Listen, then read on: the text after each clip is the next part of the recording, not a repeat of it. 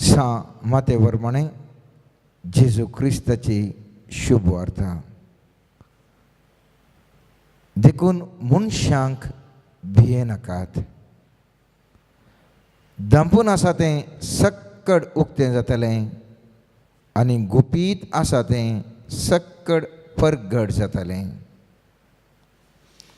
हांव तुमकां कितें खाळोकान सांगता तें तुमी उजवाडान सांगा आनी तुमकां गुठान सांगलां तें फाक्यार तावन गजया. कुडीसो जीव काडटल्यांक भिये नाकात, कित्याक ते आत्म्याचो जीव काडूंक शकचे नात. बगार कूड आनी आत्मो दोनी यमकोणान नाश करूंक शकतल्याक भियेया. देवाचें उतार हे. आज आमी नियाळ करचो विशय जावन आसा मनशाचेर विश्वास दवरिनासतना देवाचेर मात्र विश्वास दवरनो. आमी सर्वेस्पराक मानवया, कित्याक आमकां अधिकार दिवचो तो देवान, मनशान न्हय.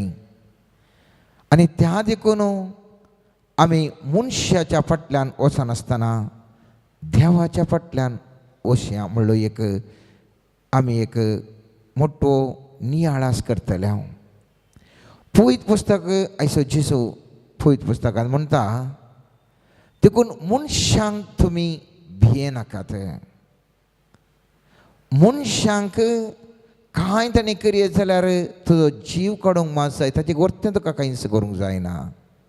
बगर देवाक मनशाचो जीव काडूंक कितें जाता, ताजें आत्मोय ताजो सर्गाक यमकोणाक वरची सकत ताजें तें आसा.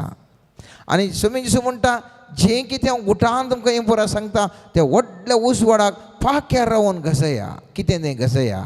सांगा ह्या लोकांक कितें ह्या मनशा फाटल्यान धांव नाकात. बगार वसा तुमी देवा फाटल्यान.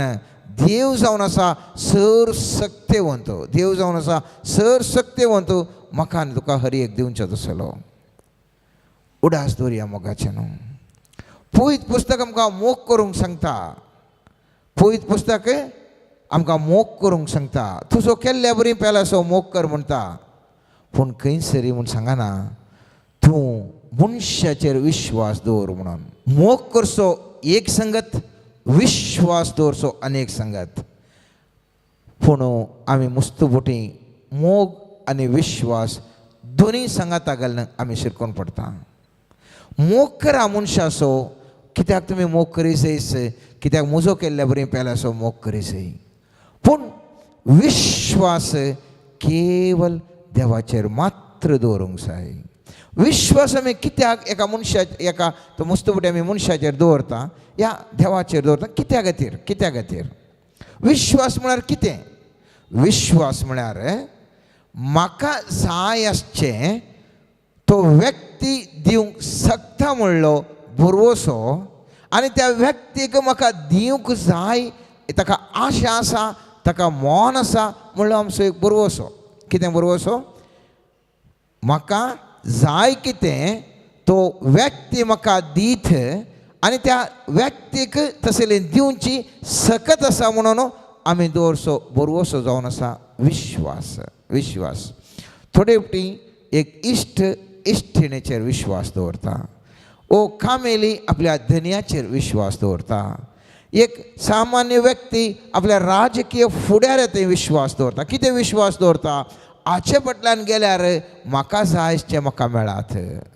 ह्या धन्या फाटल्यान गेल्यार म्हाका एकाय म्हणे प्रमोशन मेळात. ह्या व्यक्ती फाटल्यान गेल्यार म्हाका कांय इल्लो चड म्हाका इल्लें बरेंपण मेळात.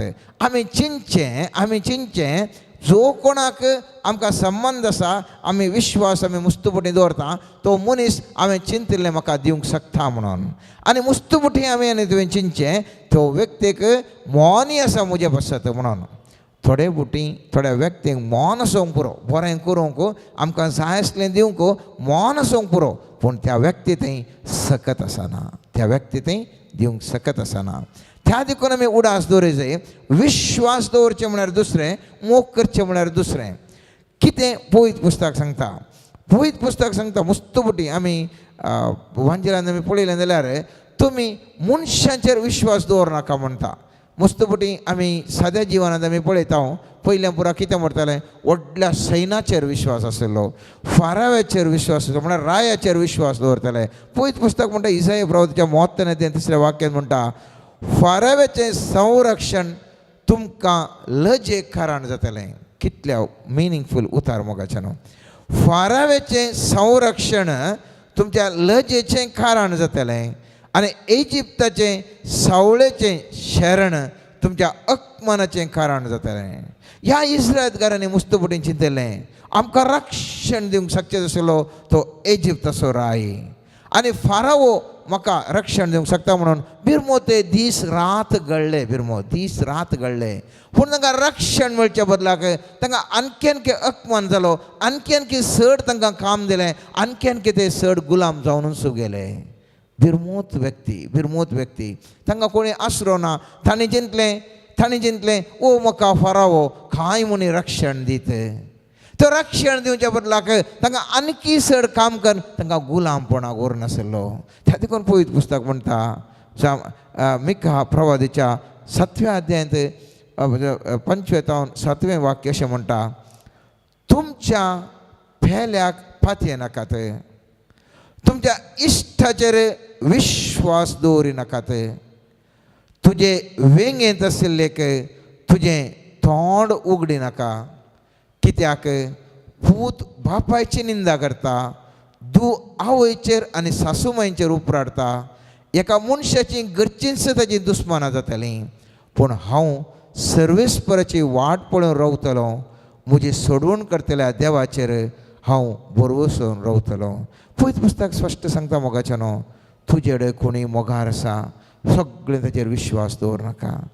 तुज्या मोगाची ताजे असो व्यक्ती ताका आका म्हणून विश्वास दवर नाका. ह्या विश्वास दवरल्या वरवीं मुस्तुबटी सबार जाण कश्टाक पडले. ल्हानशें उदाहरण बायबलांतलें दिवचें जाल्यार सामसो कितलो घटमोट, ताका कोणूच सोलोवंक ताका सकानातलें. ह्या संवसारांत ताका कोणी सोलोवचें बरें असाध्य जाल्लें एक बळिश्ठ व्यक्ती जावन आसलो. कितले सैन आयल्या रे, कितल्या जाणांक जाल्यार एकच वटेन काणून जे सकत आसलो. असलो व्यक्ती सोलवाता कित्याक आपल्या मोगार फसलें आसल्या त्या चलये लागीं तो विश्वास ता. कितले म्हणसर विश्वास ता तो. ताका पयलें शेवटी सांगता, तो सांगल्या कुडले दोरयेन बांदचें म्हणल्या कुडले तें दोरयेन बांदचें तें दुसऱ्यांक सांगता आनी ते मुस्तुजान येवं नाका दोरयेन बांदतात ताजेर तो सुटका दिता. जाल्यार तेचेर मांड्याक वचना, इसली म्हाका मोस करता म्हणून. आनी एकटें सांगता थंय म्हाका अशें करीसय तशें करीसय म्हूण पुरो एक ताका बेश्टें सांगता. आनी हर एकटी तें सांगलें ती स्त्री दुसऱ्या मुखांत करून आका धरूंक पळयता. जाल्यार ओ व्यक्ती सामसाव त्या चलयेचेर पातयेता येता. आनी चली सांगता आसतना म्हाका सांगाचें तुवें म्हणल्या वेळार ना हांव कोणाकी सांगना, सांग म्हणल्या वेळार म्हणटा म्हजे केस कातरल्या कुडले म्हजें बोळ वयता. आनी तो केस कातरता आनी आमी जाणो मोगाचें न्हू, सामसोचे केस कातरल्या वेळार सगळो तो निराधारी निराशक्त आनी सगळो तो सोलवून गेलो. ताच्या दुस्मानाने ताका धरलें आनी ताका व्हरून जैलाक गेलें आनी थंयसर ताका मरता मोगाचें न्हू. ही म्हजी आनी तुजी सकाळची काणी, म्हजी आनी तुजी सकाळची काणी. सबार भोवटी हांव आनी तूं मनशांक संपूर्ण तरान विश्वास दवरता. देवाचेर विश्वास सोडून मनशांचेर विश्वास दवरता. कोण एकलो व्हडलो मनीस आयलो ताज्या फाटल्यान धांवल्या, कोण एकलें सांगलें ताज्या फाटल्यान गेल्या. देवाचेर विश्वास दवरच्या बदलाक मनशाचेर विश्वास दवरलें आनी आमी सगळ्यां शिरकोन पडल्या. त्या देखून जेरेमिया प्रवादीच्या पुस्तकांत 17व्या अध्यायान 5वें वाक्य म्हणटा, सर्वेस्पर अशें म्हणटा, जो मनीस मनशाचेर विश्वास दवरता आनी मनशाच्या सक्तेचेर पातयता, हो मनीस आपलें काळीज पयस देवातावन पयस करता, तो मनीस शिराक पडलेलो जावं. कोण मनीस अनेक मनशाचेर पातयता, सर्वेस्परांत ताजें काळीज पयस रावता आनी त्या मनशाचेर पातयेवन तो जियेता. पवित्र पुस्तक म्हणटा असलो मनीस शिराक पडलेलो जावं. कित्याक आमी जाणा मोगाचें न्हू, पवित्र पुस्तकांत साहित्य बोटी आमी पळयलें जाल्यार मनीस भायल्या सत्तेक तोपात येता, भायल्या सत्तेक तोपात येता. आमी इसाया प्रवादाच्या 32 अध्यायांत पयलें आनी वाक्य पळयलें जाल्यार इजिप्ता कडेन माजत मागूंक वेतेल्यांची खटा तो गड्यांचेर फाती येतात, रथांचे व्हड संख्यांचेर आनी घोडेसवारांच्या बळाचेर ते विश्वास दवरतात. पूण इस्रायलाच्या पवित्र देवाचेर ते दिश्ट घालिनात वा सर्वेस्पराची सलाह ते घेनात.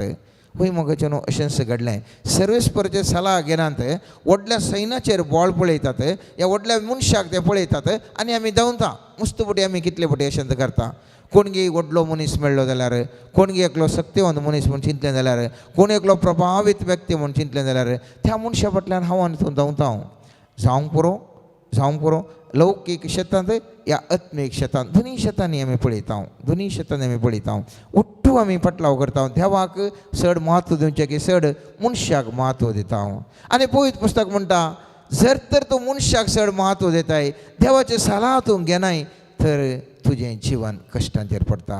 एक ल्हानशें उदाहरण दिवचें जाल्यार आहाब राय एक बळिश्ट तो जावन आसलो. आहाब राय कितें जावन आसलो? एक बळिश्ट राय जावन आसलो, इस्रायलाचो राय. आनी वो आहाब चिंता आपणाचे की बळिश्ट आसच्या त्या जोशफात रायाक पळयता आनी त्या राया कडेन येता आनी म्हणटा जोशफात तूं म्हजो संबंद धर, तुका इतलें पुरा दिता हांव, एक मात्र पुरा तुकाच हांव, तूं म्हाका जाय घट्ट, म्हाका तूं एकलो जाय, एक म्हाका ओ त्या राया कडेन थंयसर झुजोवंक आसा, हांव आनी तूं सांगाता मेळून झुजांगी.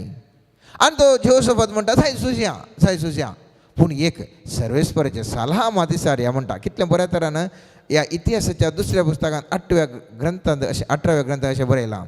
जोशफाताक भरपूर धन आनी मान लाभलो, म्हळ्यार तो तितलो व्हडलो राय जालो. पूण लग्ना वरवीं ताका आहाबा कडेन संबंद जालो. आहाब म्हळ्यार इस्रायलाचो राय. थोड्या वर्सां उपरांत तो आहाबाची भेट करूंक समारियाक गेलो. रामोत गिलियादाचेर आक्रमण करूंक ताका बुलोवच्या खातीर आहाबान ताजे पासत आनी त्याच्या परिवारा पासत जायते बोकरे आनी पाडे मारले. इस्रायलाच्या राया आहाबान जुदाच्या राया जोशफाता लागीं विचारलें, म्हजे सवें रामोत गिलियादा विरोध झूज करूंक तूं तयार आसाय? ताणें जाप दिली, हांव तुजे सवें झुजान भाग घेतलो आनी म्हजो लोक तुज्या लोकां सवें. पूण जोशफातान इस्रायलाच्या रायाक सांगलें, पयलें सर्वेस्पराचें उतार कितें म्हूण समजून घे. पळय जोशफाताक इतलें मान आशिल्लें, धन आशिल्लें, वो आहाब राय आपलो संबंद यूज करन येद्या व्हडल्या राया फाटल्यान धांवता आनी म्हणटा त्या गिलियादाचेर म्हाका झुजाक जाय, तूं म्हाका सही करता गे, तूं येदो व्हडलो राय, तुजेर इतली सकत आसा. तो येदो व्हडलो राय जोशफात म्हणटा नाका नाका हांव तुका सही करता, खंडीत करता, सही तुका करता, पूण तूं त्या सर्वेस्परा कडेन एक सलाह तूं घेताय गे. आनी वो म्हणटा खाल सलाह घेवची जायत आपयता आसतना एक थंयसर सर्वेस्पराचो सलाहगार थंयसर येता. मिकाया म्हणलो सलाहगार येता आनी म्हणटा रायान ताका विचारलें, मिकाया आमी रामोत गिलियादा विरोध झूज करूंक की नाका? ताणें जाप दिली, करा आनी तुमी जैतवन जातल्यात, सर्वेस्पर तांकां तुमचे अधीन करतलो. पूण रायान ताका म्हळें, तुवें सर्वेस्पराच्या नांवान म्हाका सच शिवाय एर कांयच सांगिनाय म्हूण हांवें तुका कितले फावटी सांगूंक जाय. तेन्ना मिकायान म्हळें, सगळी इस्रायल परजा गोवळी नातिल्ल्या हिंडा बरी दोंगरांनी शिंपडली हांवें देखली. आनी सर्वेस्परान म्हळें, तांकां कोणूच धनी ना, देखून ती समाधानान आपल्या घरा वचूं. इस्रायलाच्या रायान जोशफाताक म्हळें, तो म्हाका अनर्थ शिवाय बरें कांयच प्रवाद करना म्हूण हांवें तुका सांगूंक नावें. पळय वो म्हणटा, म्हणटा पळय हांवें सांगलां न्ही जोशफात, तूं म्हणटा देवाच्या मनशा कडेन विचारचें म्हणून आनी देवाची सलाह विचारचें म्हणून. आळे वो मनीस आपले देवाचो मनीस म्हाका केताळे उलटात सांगचो. आळे आतां म्हणटा ताका कोण्णे गोवळीनांतल्या शेरा बरी म्हळ्यार हांव मरता म्हणटा. तूं आसाय म्हाका कितें बे, तूं आसतना म्हाका कितें, हांव झुजाक येता, हांव तांकां सलयता, तूं येदो व्हडलो राय आसाय, आमी झुजाक या. आनी वो म्हणटा हांव मरता आनी सगळे गोवळीनांतल्या शेळी बरी जातात म्हणून. काले उलयता वो मनीस, काले उलयता. आनी वो कालें काणयता ह्या इस्रायलचो राय तो हाका काणून जुदाच्या राया जोशफाता काणून तो झुजाक देंवता. हाब जोशफाता काणून झुजाक देंवता. आनी कितें जाता मोगाच्यानो, इस्रायलचो राय आनी जुदाचो राय जेहोशफत रामोत गिलियाता विरोध झुजोंक गेले आनी इस्रायलाच्या रायान जेहोशफटाक म्हळें हांव वेस बदलून झुजोंक वता पूण तूं मुजी मुस्तैकी नेस. पळय खंयसर पळय थंयसर त्या रामोत गिलियातकारान तांणी सांगिल्लें तुमी खालें जाल्यार इस्रायलाच्या रायाक मात फॉलो करा म्हणून. म्हूण हांगासर वो म्हणटा आप म्हणटा तूं म्हजी मुस्तैकी घे मेल्यार तूं न्ही हांव शबीत रावतां. मेल्यार तूं तूं तूं तूं घट्ट मनीस न्ही तूं म्हजी वस्तूर घे आनी हांव दुसरे वेस घालून येता. काल करता म्हळ्यार ताणें सांगलां न्ही वो कोगळो गोळी येता शेळे बरी जाता म्हणून जुशी मारल्यार तुका म्हाका न्ही हांव शबीत रावतां. कितलें ब्युटिफूल पळया. अशें इस्रायलाच्या रायान आपली मुस्तैकी बदलिली आनी तो झुजाक देवलो. आरामाच्या रायान आपल्या रथ सैन्याच्या अधिपतींक आज्ञा दिल्ली. म्हळ्यार आरामाच्या राय म्हळ्यार ऑपोजीट सैन्यान आज्ञा दिल्ली इस्रायलाच्या राया कडेन शिवाय हेर कोणाय कडेन जावं तो व्हड जावं तो ल्हान जावं सैनीक जावं झुजा नाकात म्हणून. पळय ऑपोजीट सैन्यान सांगिल्लें इस्रायलाच्या राया कडेन मात्र झुजाचें म्हणून. वो आ भारी बुद्वंत. वो म्हणटा म्हजे वस्तूर तूं घाल सायबा तूं घट्ट न्ही तूं घाल हांव आनी एक ड्रेस चेंज करून येता हांव कशें मरता पळया. ताणें कशें सांगलां न्ही खंयच्याय सैनीक कडेन झुजोंक ना काल इस्रायलाच्या राया कडेन तूं म्हजें ड्रेस घालून येताय मेल्यार तूं म्हजे कडेन खंय कोणी झगड्याक येनात मागीर हांव कशें आनी कल्याचे प्रवाद पळया म्हणून. आनी थंयसर अशें करता मोगाचें न्हू. रथ सैन्याच्या अधिपतींनी जेहोशफटाक देखलो तेन्ना ते उद्गारले ओ खरोच इस्रायलाचो राय अशें ते थाचे विरोध झुजोंक आयले. जेहोशफटान कुमकेक बोब मारली आनी सर्वेस्परान ताका कुमक केली. देवान ताका थाजेच आशिल्लें पयस केलो. सगळे येवन या जेहोशफत तो इस्रायलाचो राय म्हूण आप म्हूण चिंतून झुजतात आनी त्या तो सर्वेस्पराक उलो मारता. सर्वेस्पराचो थोचो थाळो आयकता कित्याक ताणें झुजाक येवच्या पयलें सांगलें सर्वेस्पराच्या कितें सलाह घेया म्हूण. आनी तें देखून सर्वेस्पर ताका राखता आनी तो एका कुशीन जेहोशफत पास जाता. पूण रथ सैन्याच्या अधिपतींनी तो इस्रायलाचो राय म्हूण न्ही म्हणलें तें पळोवन ताची पाट धरून विचार वयलें. देवान ताका मोत वाडयली वो जेहोशफत पास जालो. पूण एका सैनिकान आपलें दोणू घेवन आमच्या एकल्याक मारूंक म्हूण आमच्या एकल्याक मारूंक म्हूण चिंती नासतना सोडलेलो बाण इस्रायलाच्या रायाच्या हर्द्या गांवाच्या मदल्या सानांतल्यान भितर सरून ताका लागलो. ताणें आपल्या रथ सवारांक आज्ञा दिली फाटीं घो आनी म्हाका झुजाक खळकांतलो भायर व्हर कित्याक हांव गायेलां. त्या दीस झूज भिरांकूळ आसलें देखून तांणी इस्रायलाच्या रायाक सांज पर्यंत आराम घरांक फुडो करून रथारस नीट रवयलो आनी दीस अस्तमतना तो मेलो. पळय इतलो आहाब धैर्यान बरयलो तो मनीस येद्दो जेहोशफत राय आसा म्हूण देवलो आनी ताच्या ऑपोजीट सैन्यान सांगलें ताका गुत्त आसा इस्रायलाच्या रायाक मात्र धरी जे म्हण देखून इस्रायलाच्या रायाचे वस्तूर काण जेहोशफताक दिवन तो अनेक वस्तूर घालून बसलो. पूण कोणाकय मारलो बाण ह्या आहाब रायाक लागून तो मरता. मोगाच्या तो मरता. मनशाच्या सक्तेचेर वंदून आशिल्ल्या त्या व्यक्तीक कितें जालें पळया. थंयच देवाच्या सक्तेर वंदून आसल्या मनशाक कितें जाता आमी पळयता. फिलिप घरांक बरयल्या 4 अध्याय तर वाक्य म्हणटा म्हाका बोळ दितलें सगळें सर संगती हांव करूंक शकता. म्हाका बोळ दितलो कोण म्हाका बोळ दितलो देव. आनी त्या देखून आमी पळयता पळयत पुस्तकांत पळयता मिद्यानगरा विरोध इस्रायलाचे गिदियोन सुस्तात. मिद्यानगराचे सैन्य 1,35,000 आशिल्लें. गिदियोन घरा कडेन तांचे मुखार ल्हानशे एका बोकऱ्याच्या हिंडा बरी 22,000 आशिल्लें. म्हळ्यार 1,35,000 एका कडेन 22,000 लोक आनी एक कडेन. पळया 1,35,000 खंय 22 खंय आनी 22,000 लोकांक काणगोन वो झुजाक वता आसतना सर्वेस्परा कडेन मजत विचारता.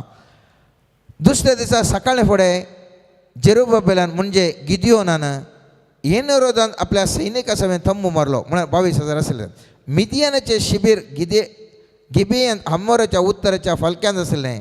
सर्वेस्परान गिदियोनाक म्हळें तुजे समेत आशिल्ल्या सैनिकाची संख्या इतली व्हड आसा की हांवें मिदियानाक तुज्या हातांत दिवंक जायना. हांव दिन तर इस्रायल परजा सगळें आपणेच केल्लें म्हळ्यार अर्थान म्हणटाली म्हज्याच हातांत ताका राखल्या. देखून लोकांक आयका सारकें व्हडल्यान सांग जो भियेता वा आकांता तो आपल्या घरा फाटीं वचूं. गिदियोन तांची परिक्षा केली 22,000 फाटीं गेले 10,000 मात्र उरले. पळया आतां तितले व्हडल्या सैनिकांत तो सर्वीस पर देव म्हणटा जाल्यार तुजे इतले सैना न्ही तेंच्या पळोवन तेंची नोकात आमी भयंकर म्हळ्यार 25% आसा आमच्याच सक्तेन विन जाले म्हणून देखून तांकां सांग कोणा बी आसा वचून दीत म्हणून 22,000 फाटीं गेले मागीर कितले उरले 10,000 परत जेजू सांगता सर्वेस्पर म्हणटा सर्वेस्परान गिदियोनाक म्हळें लोकांची संख्या आनीकय व्हड आसा तांकां उदका लागीं व्हर तुजे पासत हांव तांची परिक्षा करतलो जाणीं तुजे बराबर वसूं येत म्हूण हांवें सांगतलो ते मात्र वसूं जाणें वसूंक नजो म्हूण हांव सांगतलो ताणें वेचें न्ही गिदियोनान लोकांक उदका लागीं व्हेलो आनी सर्वेस्परान ताका म्हळें जे मनीस सुण्या भशेन आपल्या जिबेन उदक लेवन पियेतात ते सर मनशांक एका सुवातेर उबे रावय आनी तेचपरी दिम्यांनी पडून उदक पियेतल्यांक अनेका सुवातेर आपल्या हातांनी उदक वयर ओडून ते जिबेन लेवन पियेल्यांची संख्या 300 आशिल्ली हेर सकट उदक पियोवचे खातीर दिम्यांनी पडले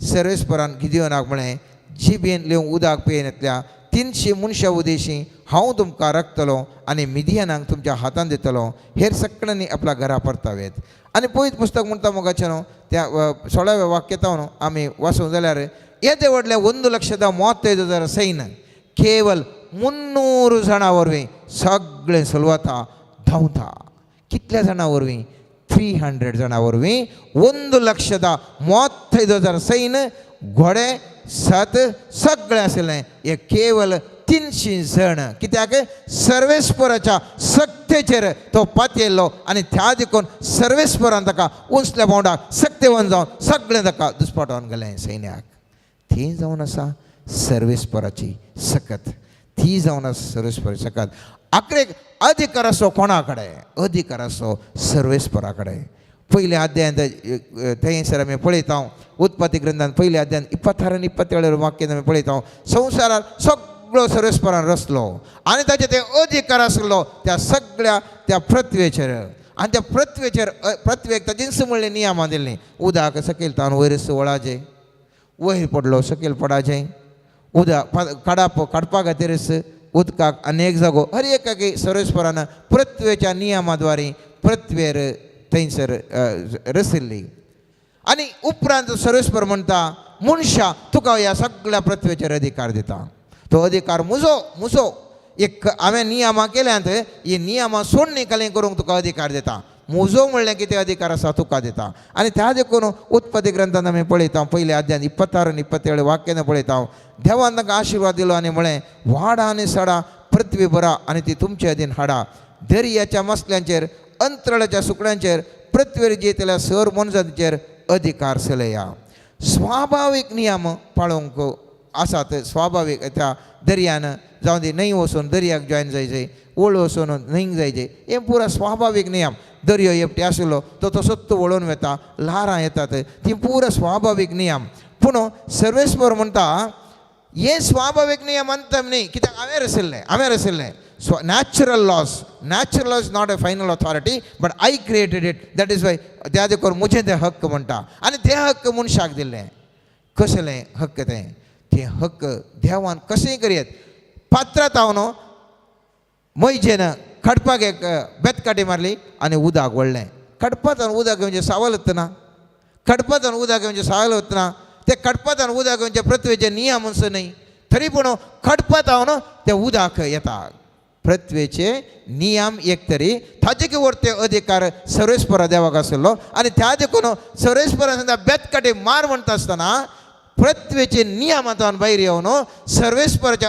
अधिकाराचे सकत थंयसर वळ्ळी आनी उदक थंयसर खडपांतान वळ्ळें दर्यो तो येदो व्हडलो दर्यो आसलो तो दर्यो आसतना कोणीय पास जावंक जायना दर्यो विंगड जाल्लें चरित्र ना पूण सर्वेस्परा देवाक पृथ्वेच्या नियमा वयरी नॅचरल लॉ वयरी अधिकार ताजो जावन आसलो आनी त्या देखून तो मैजेक म्हणटा बेतकाटी तुजे उबार म्हणटा आनी दर्यो तो 2 वांटे वेता पेद्रो थंयसर जेजू दोणेर येता आसतना सोम्या तूं जाल्यार हांव येता म्हणटा ह्या उदकाचेर मनशाक सोलोवंक असाध्य केवळ एट द बेस्ट उपेत सोलोवंक जायना तरी पूण त्या पांय दवरल्या व्हडल्या मनशान बुडाचेस तें जावन आसा पृथ्वेचे नियम तें जावन आसा दर्याचे नियम पूण हे सगळे रचल्या देवाक ताचेर अधिकार आसलो त्या देखून अधिकारान सोम्या जेजू म्हणटा ये म्हज्या लागीं सोलोवन ये आनी हांव धरता म्हणटा आनी त्या अधिकारान सांगल्या वेळार ओ पेद्रू त्या उदकाचेर चलता कित्याक अधिकार असो सर्वेस्परा देवाकडे. मात्र वो अधिकार प्रत्येचे सर नियम केले असून दे त्या नियमा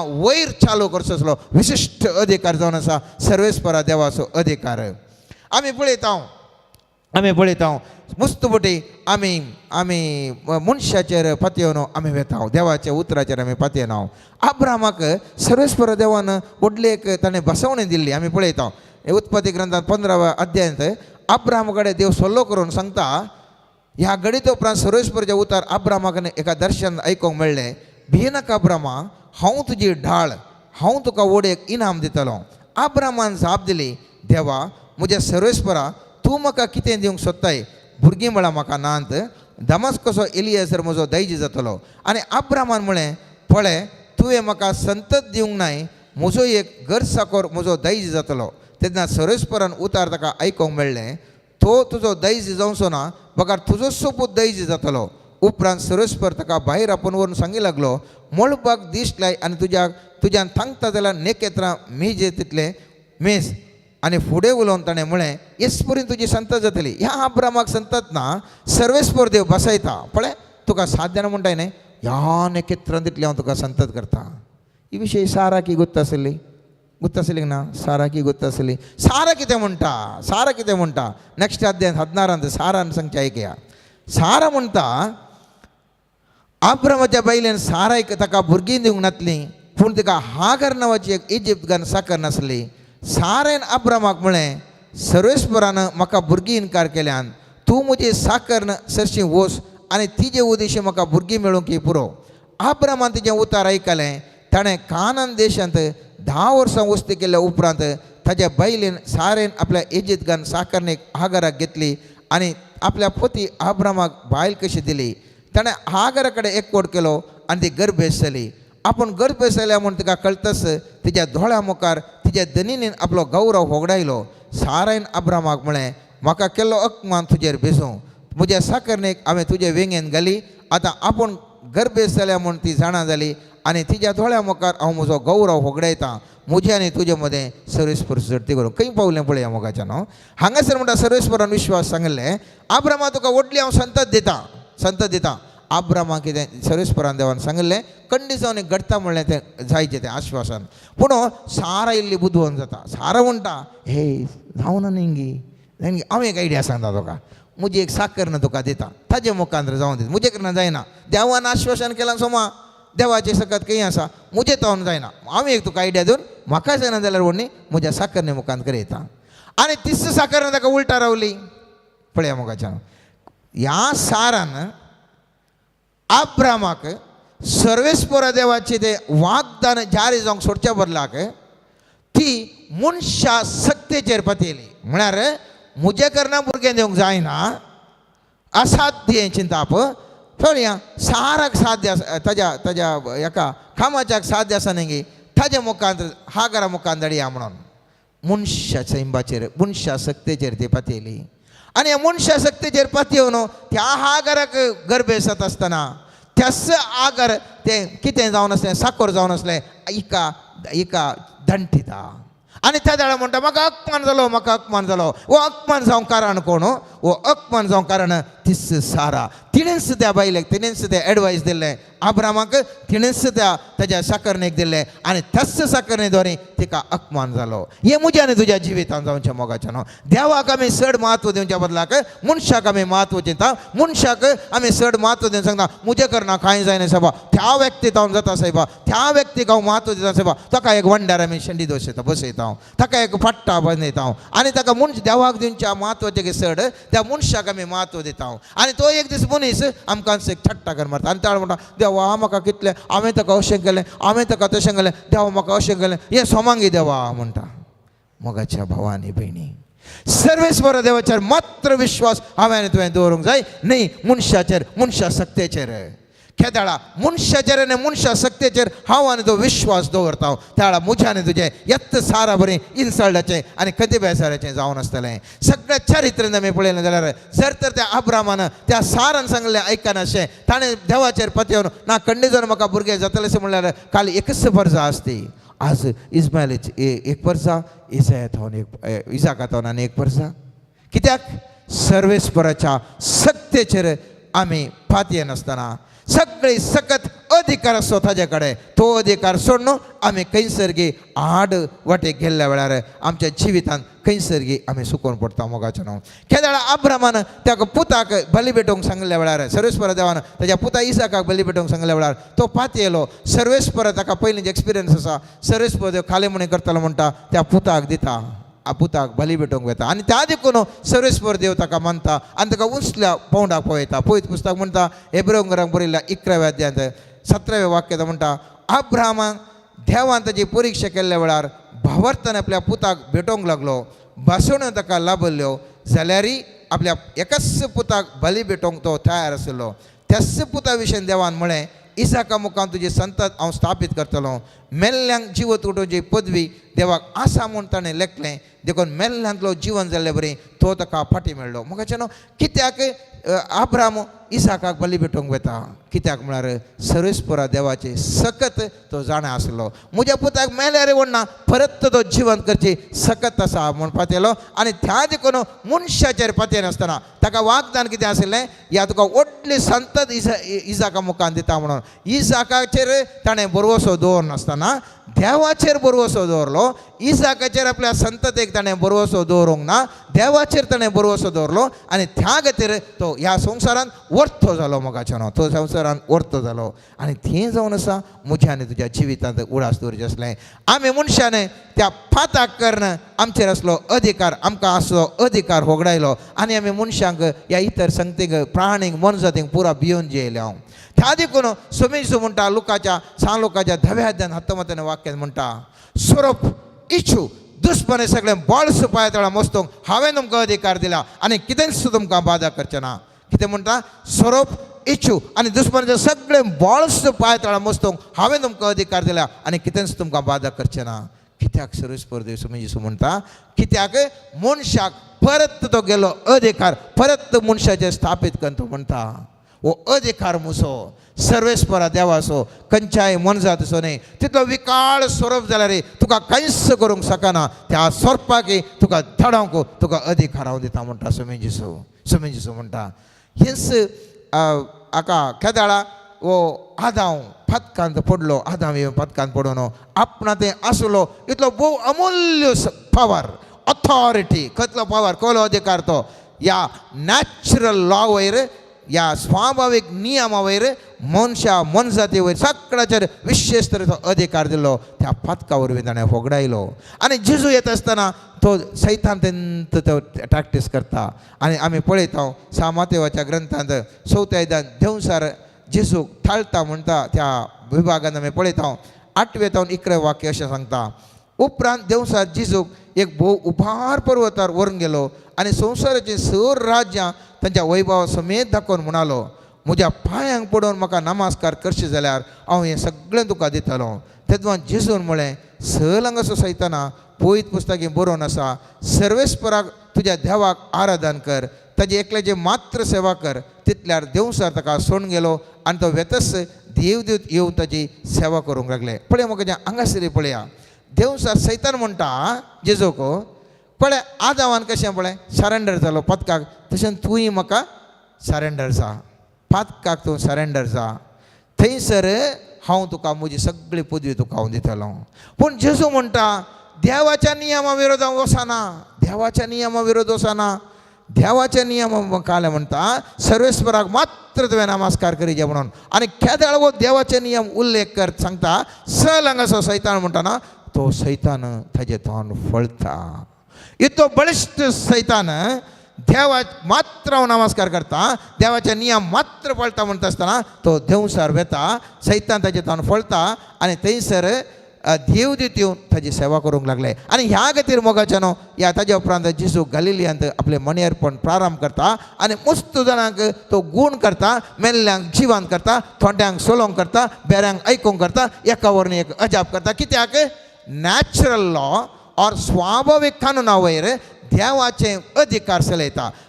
नॅचरल कानुना प्रकार एका थोड्याक पांय ना ताका सोलोवंक जायना तें स्वाभाविक कानून. पूण सर्वेस्पराचो अधिकार ताजेक व्हरतो स्पिरिच्युअल लॉ आत्मीक कानून आत्मीक नियम स्वाभाविक नियम वयर जैत व्हरता आनी थोंट्याक सोलोंक जायनातल्याक सोलोंक करता. मेल्लो मनीस मातयेकच वचाचे तरी पूण ह्या स्वाभाविक कानूना नियमाच्या भायर येवन आत्मीक कानून आत्मीक नियम थंयसर देवाचो अधिकार थंयसर छापता आनी तो मेल्लो लाजरसी जिवन जाता. मेल्लो लाजरसी जिवन जाता. कित्याक स्वाभाविक नियमाच्या वयर अधिकार आसो सर्वेस्परा देवाचो. केदाळा आमी पातकाक भले जायनासतना देवाचेर अधिकार दिवच्या देवाचेर विश्वास दवरता सगळे आमी फरें बदलावण जाता. आनी ही पुरो कितें सर्वेस्परा सोम्यांजीसून अजापांक गेली ताज्या ताज्या ताज्या ह्या मणियारपणा वेळार ते स्वाभाविक नियमाच्या विरोध वचून त्या देवाच्या सक्तेन त्या त्या त्या आत्मीक ह्या स्पिरिच्युअल लॉ आदारार ताणें नियमा प्रमाणे उरती सकत ताणें दाखयली मोगाच्यान. हाचे वरवीं आमी जाणा जाय देवाचेर विश्वास दवरल्या वेळार आमकां सर्वेस्परचो अधिकार साहित्य आमकां आमकां आमकां मेळटा मात्र न्ही ताजे वरवीं जायतीं बरीं कामां करूंक शकता. 6 अध्यायान 16व्या अध्यायान 23व्या वाक्यांत म्हणटा समेजीसो म्हणटा तो दीस येतच तुमी म्हजे लागीं कितेंच मागचें नात. सतत हांव तुमकां सांगता म्हजे नवे बापा लागीं कितेंय तुमी मागशात जाल्यार तो तुमकां दितलो. जेजूचें नांव जावन आसा एक अधिकाराचें नांव आनी जेजूच्या नांवान जाय तितलीं अजापां आजुनूय घडटात मोगाच्यान. ह्या घडयेक जेजूच्या नांवान त्या अधिकाराचें नांव आनी त्या अधिकाराच्या नांवान जाय तितलीं अजापां घडटात. त्या देखून धर्मचक्र 4:12 वाक्य म्हणटा ह्या संवसारार जेजूचें नांव सोडल्यार दुसरें खंयचेंच नांव ह्या सोडवून मेळोवंक आमकां दिल्लें ना म्हणटा पळयत पुस्तक. जेजूचें एक नांव जावन आसा तें अधिकाराचें त्या सक्तेचें आनी बळवंत नांव तें त्या देवाची सकत देवाचें बोळ त्या नांवाचेर आसा. आनी त्या देखून 6 माथेवांत 28 अध्यायांत सोमी जेजू स्वर्गारोहण जावन आसतना सांगता जेजू लागीं येवन तांचे लागीं म्हळ्यार शिसा लागीं उलोवन म्हणालो सर्गी आनी संवसारी देवान म्हाका सर पदवी दिल्या. Authority is with the God and that authority is given to Jesus and Jesus wants to give that authority to you and me. तुका सगळी अधिकार आसो सर्वेस्परा देवा कडेन. तो अधिकार देवा बापान जेजू क्रिस्ताक दिला आनी तो अधिकार जेजू क्रिस्त म्हाका आनी तुका दिवन म्हणटा 6 मार्काच्या 16व्या अध्यायांत 17 आनी 18 वाक्यांत म्हणटा सतपंथाल्याक असल्या असऱ्यांची पदवी मेळटली. म्हजे नवे ते दंवसार सोडयतले 9व्या बसांनी उलयतले सोरोप हातान धरूंक शकतले आनी मारेकार कसले बी वीक बी ते पियेती जाल्यार तांकां तें बादाक जावचें ना आनी पिडेस तेंचे हात दवरून तांकां तें बरें करतले. कितें सांगता मोगाचें स्वाभाविक नियमा वयर आत्मीक अथॉरिटी आत्मीक नियम कशें पाळटा पळया मोगाचें ते देंवसार सोडयतले 9व्या बसांनी उलयतले सोरोप हातान धरूंक शकतले आनी मारेकार वीक बी पियेते जाल्यार तांकां तें बादाक जावचें ना. वीक पियेल्यार स्वाभावीक तरान मनशान मराचें. दॅट इज अ स्वाभावीक नॅचरल लॉ. पूण पळयत पुस्तक म्हणटा जर तर ती सकत आसची देवा कडेन जर तर ती म्हाका आपणाक दिल्या जेजूक दिल्या आनी तूं म्हाका सतपना जाल्यार तुका कांयच जायना. ह्या स्वाभावीक नियमा वयर अधिकार तुजो जावन आसतलो. ह्या स्वाभाविक नियमा वयर स्पिरिच्युअल नियम ते अधिकार चलयतले. बिटवीन ए natural law and a spiritual law will have the power and not the natural law. जर तर तुझे स्पिरिच्युअल पॉवर ना जाल्यार स्वाभाविक संगतीनी तूं भियेतलोय आनी तूं तूं ह्या संवसारांत भियोन जिवतले. देखून जिजून आयच्या सुवार्थेन सांगलें मोगाच्यानो भियेनाकात मनशाक भियेनाकात.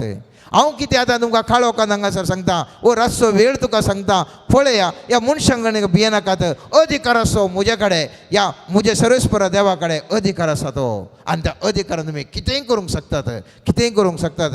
त्या देखून आमी पळयता फिलिपेकारांक बरयल्या 2 अध्यायांत 9 आनी 10 तो 11 वाक्य म्हणटा देखून देवान ताका अती उंच वारलो आनी सर 9 प्रास वर्तें नांव ताका दिलें.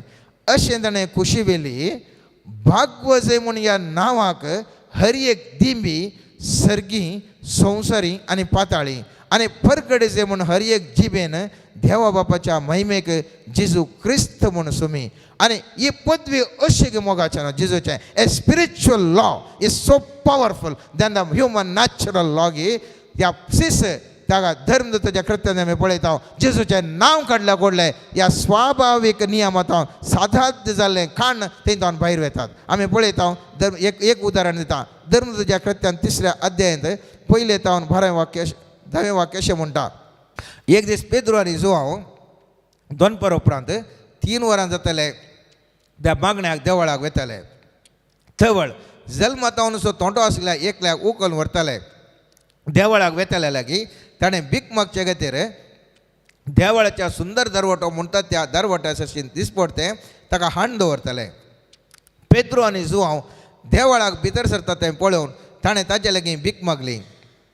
पेद्रू आनी जोआंव दोगी ताकाच पळोवंक लागले. उपरांत आमकां पळय म्हूण पेद्रून ताका म्हळें. थवळ तो थोंटो आपणाक कांयपुणी मेळटलें म्हूण चिंतून दोळे वाठारन तांकांच पळोवंक पडलो. तेदवां पेद्रून ताका म्हळें रुपी आनी भांगर म्हजे लागीं ना, पूण जें कितें म्हजे लागीं आसा तें हांव तुका दितां. नजरेच्या जेजू क्रिस्ताच्या नांवान उठ आनी चल. पेद्रून ताच्या उजव्या हाताक धरून ताका उठयलो. तक्षणच ताच्या पांयाच्या पावलांक आनी गांठींक बोवाळ येयलें. तो सट्ट करून उठून उबो रावलो आनी चलोंक लागलो. उपरांत चलत उडयो मारीत आनी देवाक वर्णीत तो तांचे सांगाता देवळांत भितर सरलो. तो चलता आनी देवाक वर्णिता तें सगळ्यांनी पळयलें. देवळाच्या सुंदर दरवट्या सरशी बसतलो तो भिकारी वस्तू म्हूण लोक ताका वळखलो. ताका घडलें तें पळोवन ते शर्मेले आनी अजाप जालें. मोगाचें हें जावन आसा सत. This is the truth. This is the truth. हें जावन आसा सत. थंय जावन आसा जेजून सांगिल्लें तें. आयच्या वचपान जेजू म्हणटा, आयच्या वचपान म्हणटा म्हज्या पुता म्हज्या धुवे, म्हज्या पुता म्हज्या धुवे. भिये नाका मनशांक. त्या मनशांक कांयच अधिकार ना. त्या मनशांक कांयच अधिकार ना. अधिकार आसो म्हजे कडेन, अधिकार आसो म्हजे कडेन म्हणटा सोमी जेजू. ह्या सोम्या जेजूच्या त्या नांवांत आसो तो अधिकार खंयसरी आमकां पळोवंक मेळना मोगाचें न्हू. आनी त्या देखून सोमी जेजू आयच्या उतरांनी सांगता कुडीसो जीव काडटल्यांक भिये नाकात, कित्याक तो आत्म्याचो जीव काडूंक शकचे नात. बगार कूड आनी आत्मो दोनीय कोणाक नाश करूंक शकतल्याक ताका भिये. आनी तें जावन आसा देव. आनी ह्या नांवाक दाडा तूं भियोन चलताय त्या दाडा तूं मनशा फाटल्यान विसोनाय. मनशा फाटल्यान विसोनाय. उडास दवरा. ह्या घडयेंतावन हांवें तुवें मनशाक भियोवची गरज ना. कित्याक सर अधिकार आसो केवल सर्वेस्परा सोम्या जेजू लागीं. आनी तो अधिकार ताणें म्हाका आनी तुका हर एकल्याक दिला. आनी त्या खातीर त्या तो जेजूच्या नांवान त्या अधिकाराच्या नांवान तो सांगताय आनी त्या दाळा तें घडयत घडटा. आनी त्या देखून साबार जाणांक कामनांतल्यान काम मेळटा. पिडेस्तांक पिडा गूण जाता. मोतीक समाधानांतल्यान मोती समाधान मेळटा. बंदणांतल्यान सुटका मेळटा. रातीक न्हीद पडल्यान न्हीद पडटा. अजाप वयर अजाप जातात. एकच एक कारण जावन आसा मोगाचें न्हू. त्या जेजूच्या त्या अधिकार सकत आसच्या जेजूच्या नांवाचेर. त्या देखून मनशाक भियेनासतना सर्वेस्पराच्या सक्तेक आमी आतां भिवया. ताच्या मुखार दिम्याने पडून आमी सांगया सर्वेस्परा सकत तुजी जावन आसा.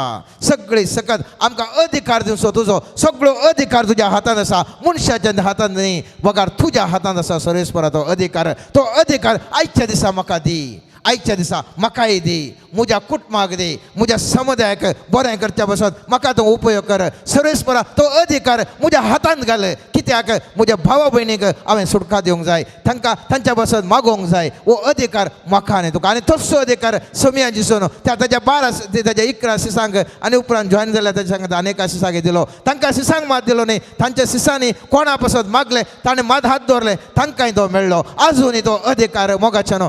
सर धर्मिका मुखांतर ह्या लायक एनॉयंटेड व्यक्ती मुखांतर तो अधिकार अजूनय जेजू तो चलोवन आसा. तसो तो अधिकार जावन आसा पृथ्वे वयर त्या सामान्य नॅचरल लॉ वयर चलचो तो स्पिरिच्युअल अधिकार. आत्मीक अधिकार. त्या देखून आत्मीक अधिकार मोगाचें न्हू. हांव आनी तूं आमचो जावन घेवंक आतां आमी सर्वेस्पर लागीं मागया. सर्गींच्या बापा सोम्यान जेजू क्रिस्त आनी पवित्र आत्म्या एक देव जावन आमचे मदें गद्देवून ये. सोम्या आमी हर एकलीं तुजीं हातेरां तुज्या सक्तेन चलचीं. आमकां आमचें म्हणलें अस्तित्वच ना सोम्या तुजे शिवाय, तुज्या आशिर्वादा शिवाय. तुज्या आत्म्याच्या सक्तेशिवाय आमचें म्हणलें अस्तित्व ना सोम्या.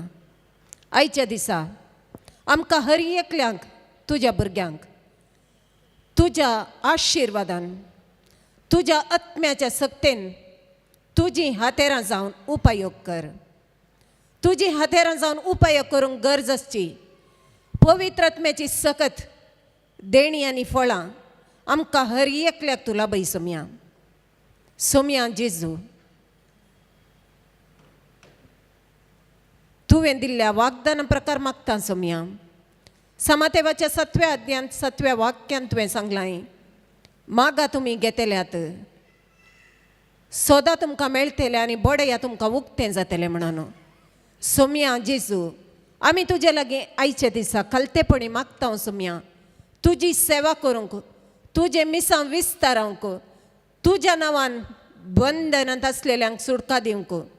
सोम्या आमकां तुज्या आत्म्याच्या सक्तेन भर. तुज्या कुरपेचे हातेरां जावन आमकां तूं आशिर्वादीत कर. आमचे मदें आसचें हर एक तरेचें तुजे कुशे विरोध आसलेलें हर एक पाताक, आमची चिंतनां बगणां, आमचीं कामां, आमकां दसच्यो ताळण्यो संपूर्ण तरेन धुवन काड Saumya.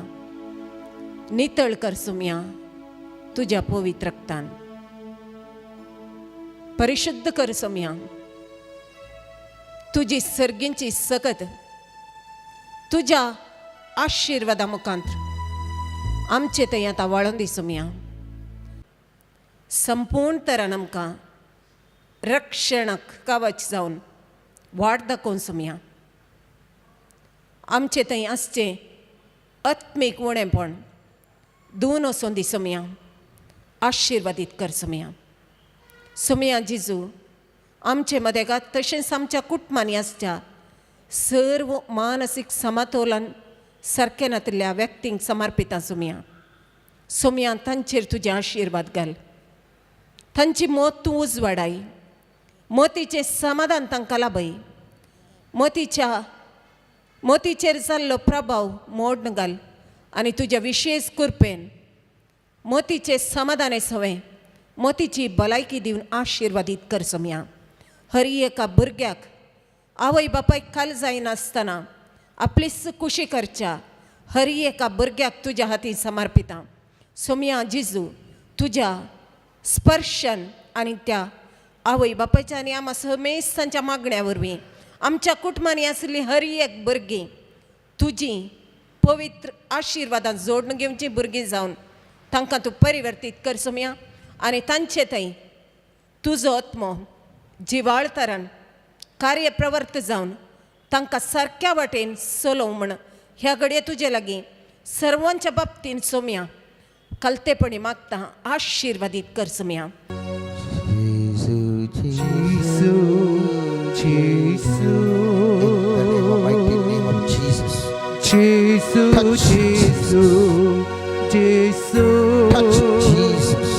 Heal them, Jesus. Heal their hearts, O Lord. Jesus, heal their hearts, O Lord. Jesus, heal their hearts, O Lord. Kangal Satana. Hallelujah, hallelujah. Let your light shine. Let your light shine, O Lord. Mighty miraculous way, O Lord. Touch these lives, O Lord. Jesus, miraculous power, let it release, O Lord. Let the mighty miraculous power be released in the name of Jesus. Let all the bondages be broken in the name of Jesus. All the tensions be removed in the name of Jesus. Give them the inner peace, O Lord Jesus. Somya kulo martana. Jesus, have mercy. Kais mata. Jesus, have mercy. Jesus, have mercy. Jesus, have mercy. Oh Lord, have mercy on us, Lord. Oh Father, have mercy on us, Lord. Jesus, have mercy on us, Lord. Jesus, have mercy on us, Lord. Jesus, have mercy on these people, O Lord. Jesus, have mercy on this gathering, O Lord. Jesus, you are pouring your blood, O Lord. जिजूचे पवित्र अमूल्य रगत हांगासर असल्या हर एकल्याचेर बळद एक रितीर देवन येऊ दे. हर एकल्यांक जिजू आपोवन आसा. सर्वेस्पराचे सकत सबार जाणांक ते टच करन आसा. Oh, Heavenly Father, I thank you, Father. I thank you, Father. Mighty, miraculous name, O Lord. With a supernatural power, O Lord. With a miraculous power, O Lord. Every natural laws, every whatever natural they are sick, O Lord. Be released and be healed in your name, O Lord.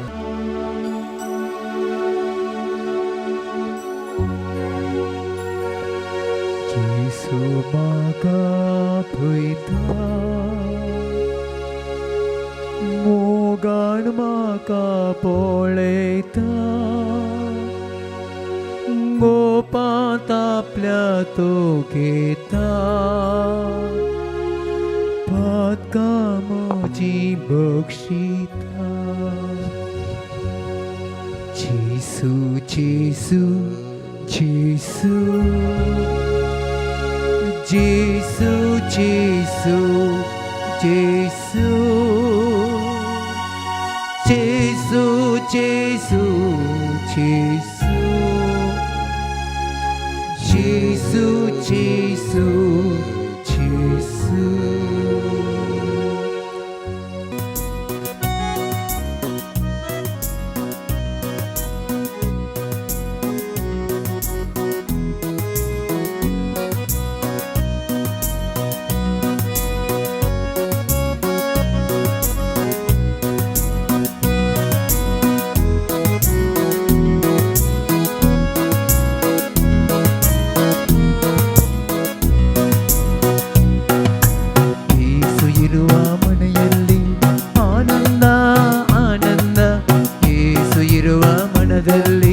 ಶಾಂತಿ ಸಮಾಧಾನ ಯೇಸು ಇರುವ ಮನೆಯಲ್ಲಿ ಆನಂದ ಆನಂದ ಯೇಸು ಇರುವ ಮನದಲ್ಲಿ ಶಾಂತಿ ಸಮಾಧಾನ ಯೇಸು ಇರುವ ಮನೆಯಲ್ಲಿ ಆನಂದ ಆನಂದ ಯೇಸು ಇರುವ ಮನದಲ್ಲಿ ಶಾಂತಿ ಸಮಾಧಾನ ಯೇಸು ಇರುವ ಮನೆಯಲ್ಲಿ ಆನಂದ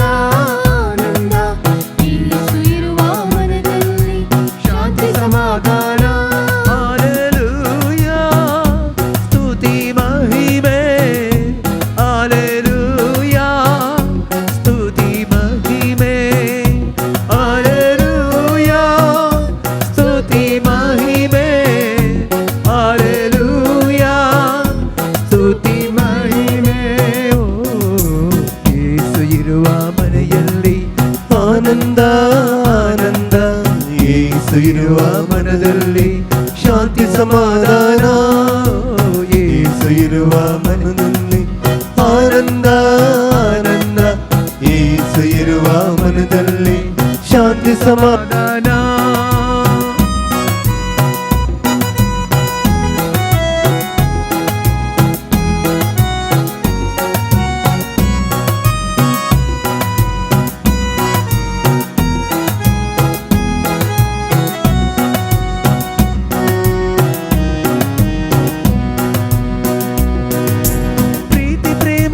ಸಭೆಯಲ್ಲಿ ಯೇಸುವಿನ ಸಾನ್ನಿಧ್ಯ ಪ್ರೀತಿ ಪ್ರೇಮದ ಹೃದಯದಲ್ಲಿ ಯೇಸುವಿನ ಆನಂದ ಪ್ರೀತಿ ಪ್ರೇಮದ ಸಭೆಯಲ್ಲಿ ಯೇಸುವಿನ ಸಾನ್ನಿಧ್ಯ ಪ್ರೀತಿ ಪ್ರೇಮದ ಹೃದಯದಲ್ಲಿ ಯೇಸುವಿನ ಆನಂದ ಯೇಸು ಇರುವ ಮನೆಯಲ್ಲಿ ಆನಂದ ಆನಂದ ಯೇಸು ಇರುವ ಮನದಲ್ಲಿ ಶಾಂತಿ ಸಮಾಧಾನ ಯೇಸು ಇರುವ ಮನೆಯಲ್ಲಿ ಆನಂದ ಆನಂದ ಯೇಸು ಇರುವ ಮನದಲ್ಲಿ ಶಾಂತಿ ಸಮಾಧಾನ ಹಲ್ಲೆಲೂಯಾ ಸ್ತುತಿ ಮಹಿಮೆ ಹಲ್ಲೆಲೂಯಾ ಸ್ತುತಿ ಮಹಿಮೆ ಹಲ್ಲೆಲೂಯಾ ಸ್ತುತಿ ಮಹಿಮೆ ಹಲ್ಲೆಲೂಯಾ ಸ್ತುತಿ ಮಹಿಮೆ Yetya Bora Sakra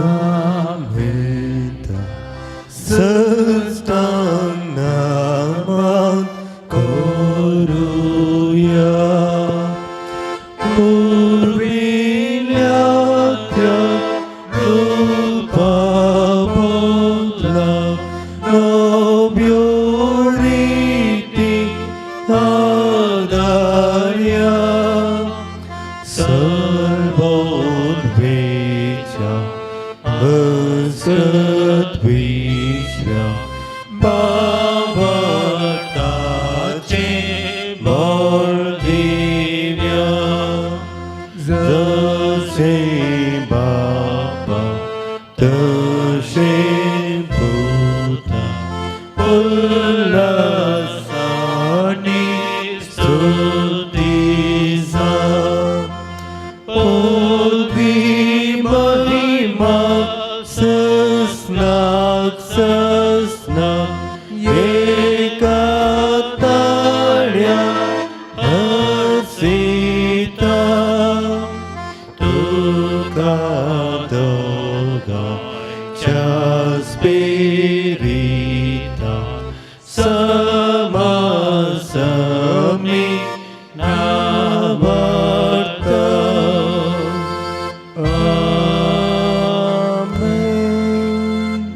प्रार्थूया. हे देवा विचित्र सक्रमेंत दाखल तुझ्या कष्टाचो उगडास तुवें आमकां सोडलाय. तुजे सोडवणेचो फळ सदांच आमचे आमी भोगी सारको तुजे कुडीच्या आनी रक्ताच्या पवित्र मिस्तेरांक आमी मान करूंक आमकां दयेन फावो कर. जो जीत आनी रास करताय ससनाच्या ससना